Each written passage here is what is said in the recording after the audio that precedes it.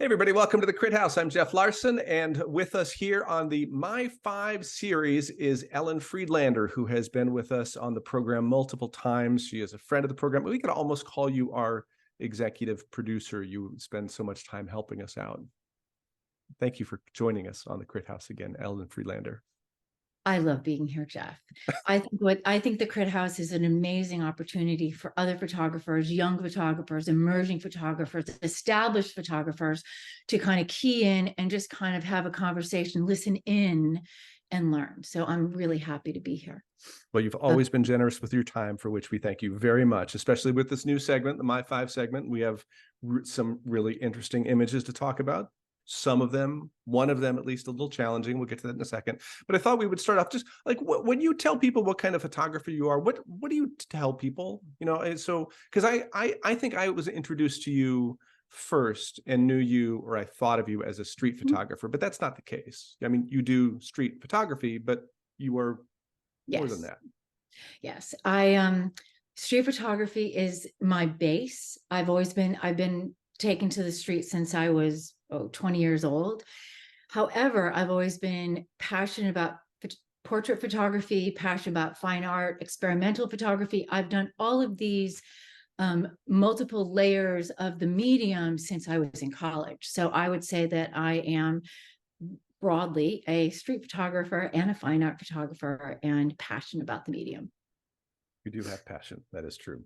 So we're going to look at my five images that you have chosen. What did you base your five images on? Like, how did you choose them? What did you go about when you said these are going to be my five? Well, super hard to get your head around 5 photographs. So I took it very personally, and I took it to 5 photographs that over the last 45 years have changed my life and my relationship to the medium. And I suppose we could start with the very first one, is when I was in college, my senior year. Emmet Gowin came to our senior thesis class. Emmet Gowin is really got known for his photographs of the vernacular, and especially photographing his wife in Virginia. And he just made these very intimate, personal photographs. And he stood in my class with these portraits of his wife, Edith, in front of me, literally 3 feet in front of me. And I just was like, this is what I want to do.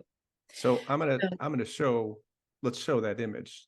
So this is one of those images of Emmet Gowin's that you were talking about. Yes. And as the audience now sees, we have had to make an adjustment to this image because of YouTube's community censorship for their policies on what images can and can't be shown. So if you want to see this full image, we will link to a way that you can see that in the show notes. So we apologize for not being able to show this full image, but this is one of the images that has had an impact on you. Yes. Well, this particular photograph of Edith peeing in the barn is one of the most intimate photographs that Emmet Gowin created. And in 1971, I believe this photograph was made, and it is all over books and the internet and museums and galleries. And it's actually quite shocking to me today that we have to censor it. But this is the world we're living in today. Yes. And hopefully by sharing this particular photograph to our audience and to people, we can maybe in the future go back in time and forward in time, in that we can show this in an entirety. But I think what I learned in a little bit of research is that the politics of our day are kind of backwards. We've gone back in time versus staying forward. And so nudity and the female form and acts of normal everyday behavior seem to be something that the general public isn't supposed to view. I don't quite understand that, but that's the world we're living in today. Yeah. We've had a couple of these My Five images that have been we've had to wrestle with in terms of the way we can show them. But from Emmet Gowin's perspective, and as you were saying before, really one of the most intimate of images. And it is not a sexualized image. It is just an intimate, playful image between a husband and a wife. So thanks for showing this. And to the audience, again, we're going to link to this in the show notes below so you can see the full image in the way that was intended elsewhere. So I want to say just a little bit more about why that's so important to me, because what it gave me was, okay, I'm going to use my camera in an intimate way. And so I've always done that throughout my life. I haven't shown those photographs, but I have always taken this as a lead, kind of as permission to always use my camera, no matter how I see things, whether it be a little bit more intimate or not. And that is what I received from seeing his work in this intimate portrait. And a good lesson from a great photographer and a great image. You're number 2. Robert Duano. I lived with this photograph for over 20 years. It was a poster. I had it framed. It was my constant reminder as I raised children, traveled different countries, lived abroad, that I was always a street photographer at heart, that I was always going to go back out, and I was always there. Photography was never leaving me, because this photograph, for some reason, struck such a strong chord with me. Cartier-Bresson in his jumping over the pond, that photograph is always there. But then this kiss, romantic, beautiful, iconic for me. And it was in my kitchen, it was in a bedroom, and it lived with me. So this photograph for me kept me believing that photography was always with me. And again, something that resonates with you, a moment of tender intimacy as well. Gary Winogrand. Back to the street photography. Yes. Gary Winogrand. So in 2017, I was really working hard to find my voice and working with a mentor, Jim Friedman. And Gary Winogrand, this particular image and his work, we spent a lot of time dissecting it. The lines, the person in the wheelchair on the left slumped over, the ladies who lunch in the center, the little boy on the right, and we really dissected. And the formal elements were so important to me. And then we brought it back to my work, and I was in Orange County working on moving to LA, and I was walking Hollywood Boulevard at the time, and this photograph was the photograph that I would walk the street along with, thinking about Lee Friedlander and Deanne Arbus and Harry Callahan and different street, and Robert Frank. And these photographs, this Gary Winogrand was just iconic for me to help me see and create images that I would hopefully someday feel proud of. So iconic, Gary Winogrand. Well, and you have done perhaps not the Gary Winogrand iconic image, but you have done a lot of good work since that time.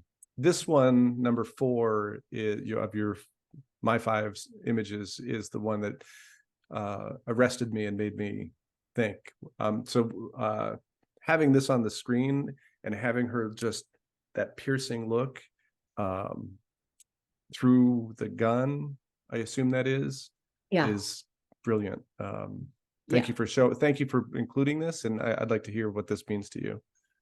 Well, and I think it was 2019, Sharon Nishat had an exhibition at the Broad, and I really did not know her work. I was unaware of it. And I took my son Skylar to see the show, and it was a massive installation of her work.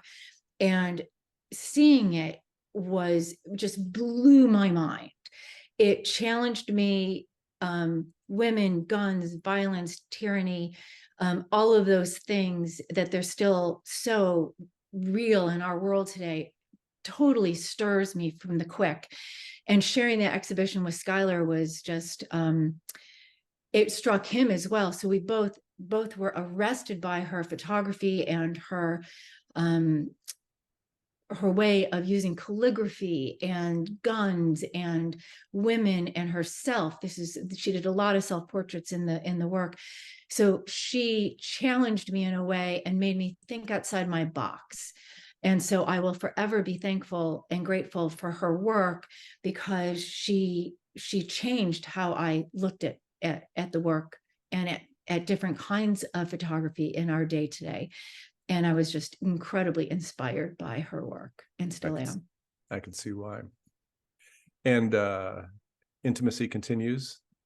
This is not, this is closer to you personally than the other images, I know. Yes. Well, I have a very close friend who's a photographer, Lori Freitag, and she does a lot of photographs of the lost years. She does children's photographs, but we were speaking one day, I think during the pandemic, and I was sitting in my empty house with a chair and my daughter made, and I was talking away and she clicked this portrait, and I didn't really think much about it, but I was dating at the time and I was on Match, and I put this up there, and I have to say, this is the power of a photograph. This particular photograph is the photograph that Pete saw on my profile, and that resonated so strongly with him that he reached out to me, and I'm super grateful for Lori's portrait of me, because I found a person, a creative individual who resonates with me. And this photograph is the photograph that did it. So the power of a portrait, the power of a portrait to communicate larger than itself, is what we're always after. So I'm grateful for Lori Freitag to have made that image. Well, and it's a great grouping of 5 images that you've brought to us, all of which have some level of intimacy and being personal in some ways. And it's good to hear the stories behind them and how they resonated with you. So Ellen Friedlander, thank you for joining us here on the My 5 series of the Crit House. And thank you all for watching the Crit House. Thank you. Bye.